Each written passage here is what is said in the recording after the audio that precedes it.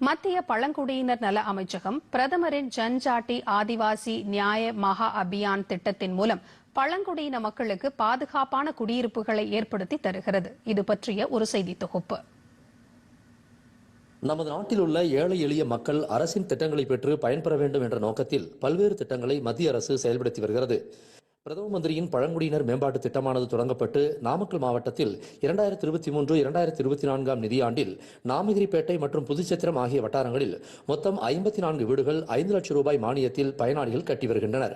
PVTG எனப்படும் நலிவின் விளிம்பில் உள்ள பழங்குடியின மக்களாகிய இருளர், காட்டுநாயக்கர், குருவர், தோடர், பணியர் மற்றும் கோட்டா இன மக்களுக்கு பிரதம மந்திரியின் ஜன்மன் திட்டத்தின் கீழ் பாதுகாப்பான வீடுகள், சுத்தமான குடிநீர் மற்றும் சுகாதாரம், கல்வி மேம்பாடு, சுகாதாரமான ஊட்டச்சத்து நிறைந்த உணவு, சாலை மற்றும் தொலைத்தொடர்பு இணைப்பு மற்றும் வாழ்வாதார வாய்ப்புகள் போன்ற அடிப்படை வசதிகளை ஏற்படுத்திட மத்திய அரசின் பழங்குடியின நல